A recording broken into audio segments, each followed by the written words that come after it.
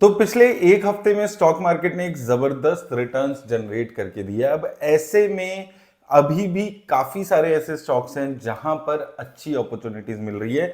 लेकिन देखिए होता क्या है कि जब स्टॉक्स अच्छी अपॉर्चुनिटी देते हैं तब हमें डर लगता है, तब पैसा लगाने में थोड़ा ऐसा लगता है कि यार और नीचे तो नहीं जाएगा स्टॉक। लेकिन सबसे आसान तरीका स्टॉक मार्केट में यही है, जब अच्छी क्वालिटी के स्टॉक्स नीचे लेवल पर मिले तो उसको धीरे धीरे एकुमुलेट करते रहिए। एक साल पहले हमने जब कोटक महिंद्रा बैंक की बात की थी, 1500 1550 के आसपास आया था, बहुत नेगेटिविटी आई थी।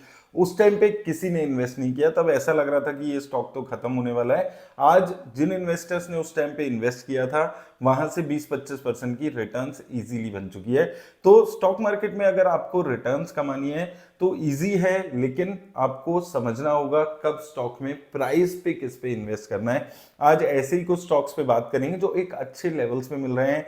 एक साल में आपको 10-12-15% तक की रिटर्न्स देने के काफी चांसेस हैं। अब बाकी स्टॉक मार्केट वॉलेटाइल होती है और स्टॉक मार्केट में अनसर्टेनिटीज रहती हैं, तो कुछ भी हो सकता है, लेकिन ये स्टॉक्स एक अच्छे लेवल्स पर इस वक्त चल रहे हैं।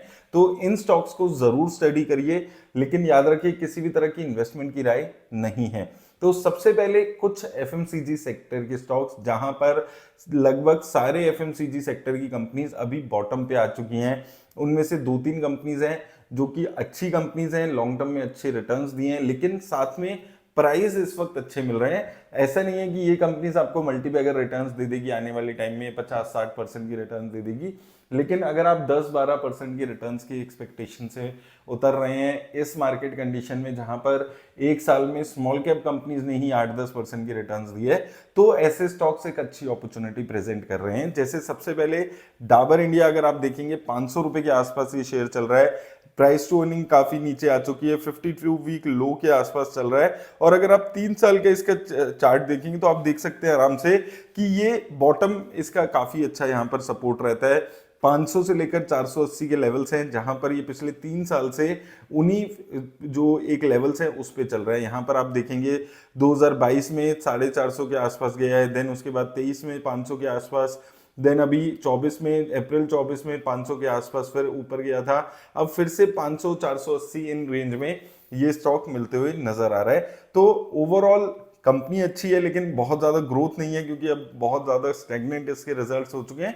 लेकिन प्राइसिंग के लेवल पे अगर आप देखते हैं तो एक अच्छे प्राइसेस पे ये स्टॉक इस वक्त आते हुए नजर आया है। सिमिलरली हिंदुस्तान यूनिलीवर भी अगर आप देखेंगे लगभग अपने 52 वीक लो पर अभी भी ये स्टॉक चल रहा है, आपको दिख सकता है। यहां पर अगर आप 3 साल का इसका भी चार्ट देखेंगे तो आप देखेंगे 2200 2100 पे एक अच्छा रेजिस्टेंस ये स्टॉक यहां पर दिखाता है, एक नीचे अच्छा सपोर्ट रहता है। यहां पर 2100 पे था 2022 में, 2100 2200 के रेंज में यहां पर ये स्टॉक चला है। तो ये एक अच्छे बाइंग लेवल्स इस स्टॉक के इंडिकेट करते हुए नजर आए हमेशा से। यहां पर भी अगर आप देखेंगे एफएमसीजी सेक्टर में एक्चुअली दिक्कत ही ये रही है कि पिछले 2-3 सालों में प्रॉफिट गिरे हैं और उस वजह से यहां पर इन कंपनीज ने ओवरऑल रिटर्न्स नहीं दिए। लेकिन अगर आप प्राइस सही पे परचेज कर पाएंगे किसी स्टॉक को, तो वहां पर आपके रिटर्न्स मिलना ज्यादा अच्छी आपकी अपॉर्चुनिटी मिलती है। यही चीज हमने कोटक महिंद्रा में देखी थी, बजाज फाइनेंस में देखी थी, इसके अलावा हमने एसबीआई कार्ड जैसी कंपनीज में देखी थी। तो सही प्राइस होना बहुत ज्यादा जरूरी है।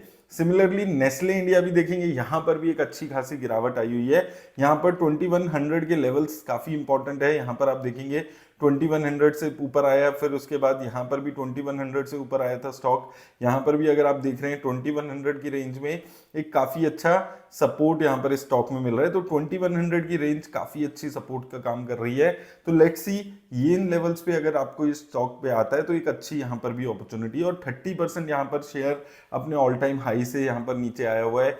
अच्छी कंपनीज है ये एफएमसीजी सेक्टर की। अगर आप बात करते हैं कंसिस्टेंट 8-10% की इन लेवल से रिटर्न्स एक्सपेक्टेशन लगाकर इन स्टॉक से आप चल सकते हैं। अब इससे ज्यादा मिलता है तो किस्मत की बात है, और इससे कम भी मिल सकता है क्योंकि स्टॉक मार्केट में थोड़ी वॉलेटिलिटी ज्यादा है इस वक्त। लेकिन ओवरऑल बाइंग अपॉर्चुनिटीज की अगर हम बात करते हैं तो एफएमसीजी सेक्टर में एक अच्छी बाइंग अपॉर्चुनिटी मिल रही है। सिमिलरली अगर हम देखेंगे पिडिलाइट इंडस्ट्रीज, यहां पर भी स्टॉक अपने नीचे लेवल पे, हालांकि एक हफ्ते पहले हमने बात की थी 2600 पे था, अभी 2800 पे आ चुका है। तो एक हफ्ते में इसने, एक महीने में लगभग आप देखेंगे 10-12% की रिटर्न रिटर्न्स स्टॉक ने दिए, क्योंकि एक बहुत अट्रैक्टिव लेवल्स पे आ चुका था, ओवरसोल्ड हो चुका था, तो इसलिए यहां से एक अच्छे रिटर्न्स स्टॉक ने दिए। ओवरऑल अगर आप देखेंगे अच्छी मोनोपोली कंपनी पिडिलाइट हमेशा से रही है, ग्रो कर रही है। यहां पर आप देख सकते हैं कहानी थोड़ी डिफरेंट है, यहां पर ग्रोथ 15-16% की प्रॉफिट की रही है कंसिस्टेंट। 1 साल, 3 साल, 5 साल, 10 साल किसी भी फेज में अगर आप देखते हैं तो एक अच्छी खासी ग्रोथ आपको देखने को मिली है, और यही चीज अभी इस कंपनी में आपको देखने को मिल रही है। इसके साथ साथ अगर हम बात करते हैं कुछ और बड़ी कंपनीज की, देखिए majorly large cap companies cover कर रहा हूं क्योंकि यहां पर रिस्क कम होता है। स्मॉल कैप और मिड कैप कंपनीज में वॉलेटिलिटी ज्यादा रह सकती है, तो इसलिए इस वीडियो में मेजरली लार्ज कैप कंपनीज पे ही मैं बात कर रहा हूं। इसके अलावा अगर आप देखें अगेन कोटक महिंद्रा बैंक में तेजी आ चुकी है, अभी ऑलरेडी हमने 1500 रुपीज के आसपास इस पे बात करनी शुरू की थी, तो 3 साल में जो इसका लेवल था रेसिस्टेंस का 1970, 80, 2000 के आसपास, अब उसको क्रॉस करके ये स्टॉक ऊपर जा चुका है। नीचे के लेवल पे अगर दोबारा से अपॉर्चुनिटी आपको मिलती है वही 1600, 1700 के लेवल्स पे, तो अच्छी अपॉर्चुनिटी है। लेकिन ओवरऑल यहां पर भी मुझे लगता है कि लॉन्ग टर्म के लिए ये स्टॉक काफी अच्छी रिटर्न्स दे सकता है। अगर आपने उस टाइम पे 1500, 1600 पे जब हमने बात की थी इन्वेस्ट किया होगा, तो एक अच्छी रिटर्न्स यहां पर इस स्टॉक में आपको ऑलरेडी मिल चुकी होगी। और इस मार्केट कंडीशन में भी 1 साल में 17% के आसपास की रिटर्न ये दे चुका है। तो इसीलिए इंपॉर्टेंट है कि आप किन लेवल्स पे किसी भी स्टॉक में इन्वेस्ट कर रहे हैं, वो दोनों चीजें देखने की जरूरत है। पहले फंडामेंटली अच्छा है स्टॉक या नहीं है, अच्छा स्टॉक है तो किन लेवल्स पे आप उसमें इन्वेस्ट कर रहे हैं, ये दोनों चीजों का कॉम्बिनेशन होगा तो एक अच्छी रिटर्न्स मिल जाती है। इसके बाद रिलायंस इंडस्ट्रीज, देखिए यहां पर भी 1150 के आसपास बात हुई थी, अभी 1270 के आसपास आ चुका है।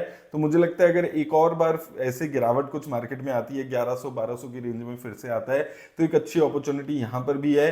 कंसिस्टेंट स्टॉक रहा है हमेशा से रिटर्न्स, 1 साल में अच्छी रिटर्न्स नहीं रही है। देखिए लेकिन क्या है ना कि ऐसी जो बढ़िया कंपनीज हैं, फंडामेंटली अच्छी कंपनीज रही हैं, इन कंपनीज में अपॉर्चुनिटी ही ये है कि 1 साल, 2 साल, 3 साल इनकी प्रॉफिट्स खराब हो गए, इनकी सेल्स में कुछ दिक्कत आ गई, तब आप इनको अच्छे रेट्स में खरीद पाते हैं। जब इनके स्टॉक में प्रॉफिट अच्छा आएगा, सेल्स अच्छा आएगा, तब तो इनके प्राइस इतने ऊपर हो चुके होंगे कि आपको अपॉर्चुनिटी नहीं मिलेगी। तो यहां पर भी 20-25% का एक गिरावट आ चुकी है। लगातार हम लोग कंसोलिडेशन के एंगल से बात कर रहे हैं। अगर आप अपना पोर्टफोलियो बिल्ड कर रहे हैं तो 1100, 1150 इन रेंज में इस स्टॉक पे जरूर यहां पर नजर रखिएगा। इसके अलावा कुछ एक दो गवर्नमेंट कंपनीज हैं जहां पर जो रेट्स हैं वो काफी अट्रैक्टिव हैं।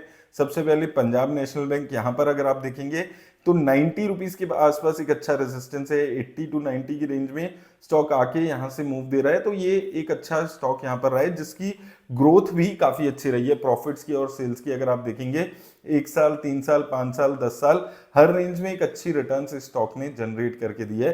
तो ये भी एक स्टॉक है जहां पर एक अच्छी अपॉर्चुनिटी इस वक्त मिलती हुई नजर आ रही है। इसके साथ अगर आप देखें ओएनजीसी जैसे स्टॉक है, अब यहां पर आप लगभग 52 वीक लो पर ये स्टॉक आ चुका है। यहां पर डिविडेंड यील्ड भी आपको अच्छी मिलती है 5-5.5% की, और अभी वैल्यूएशंस के एंगल से अगर आप देख रहे हैं तो काफी नीचे है। और इसके साथ साथ स्टॉक अभी लगभग अपने 52 वीक लो के आसपास चल रहा है। तो ये कुछ स्टॉक्स हैं जिनको आप अपने वॉच लिस्ट में ऐड कर सकते हैं। यहां पर अपॉर्चुनिटीज मिल रही हैं, धीरे धीरे इन्वेस्ट करना है आपको इन स्टॉक्स में। जो स्टॉक अच्छा लगता है उसके बारे में आप स्टडी फर्दर कर सकते हैं, उनके लेवल समझ सकते हैं और इन्वेस्ट करने के बारे में सोच सकते हैं। लेकिन याद रखिएगा किसी भी तरीके की इन्वेस्टमेंट की राय वीडियो नहीं देती है। उम्मीद करता हूं आपको हेल्प मिलेगी वीडियो से। धन्यवाद।